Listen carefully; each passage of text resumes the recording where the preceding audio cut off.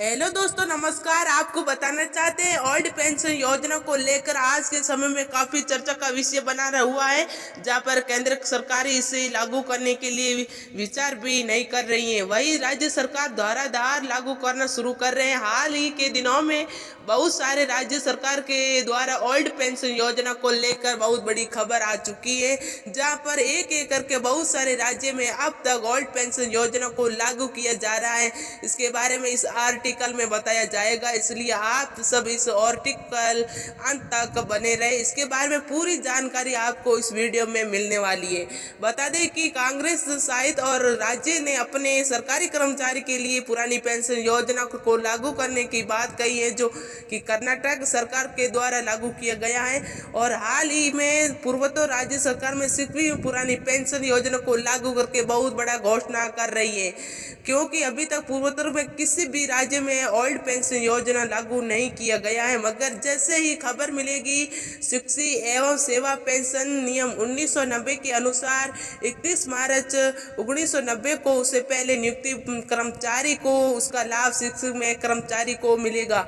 तब से सभी कर्मचारी वहां से खुश हैं और दूसरे राज्य सरकार भी इस तरह की मांग करना शुरू कर रहा है। जो शिक्षा के मंत्री प्रेम सिंह तमाम ने 1 अप्रैल 2006 को उसके बाद नियुक्त राज्य के कर्मचारी के लिए प्राइवेट पेंशन योजना को बहाल की गई और प्रमोट क्षेत्र के लिए एक बहुत ही महत्वपूर्ण कदम मुख्यमंत्री जी ने द्वारा उठाया गया है, जो कि अभी तक पूर्वोत्तर किसी भी राज्य में ऐसा घोषणा नहीं की गई है। इसके बाद से और राज्य में ऐसा घोषणा होना जरूरी हो गया।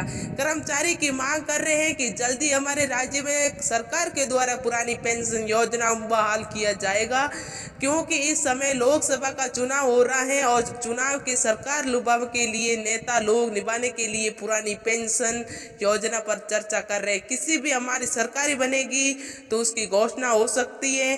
केंद्र सरकार पुरानी पेंशन योजना को लागू करेगी या नहीं, उसकी घोषणा अभी तक नहीं किया गया है।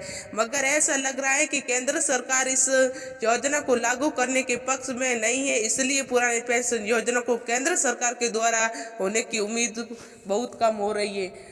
फिर भी सभी केंद्रीय कर्मचारी इस समय लागू करने के लिए पूरी तरह कोशिश कर रहे हैं कि लागू किया जा सके, हम लोग पुरानी पेंशन योजना के द्वारा लाभ मिल सके, क्योंकि नई पेंशन योजना को लगाया गया है कि इसके वही साल पुरानी पेंशन मिलना शुरू हो रहा है। आगे सरकार इस घोषणा को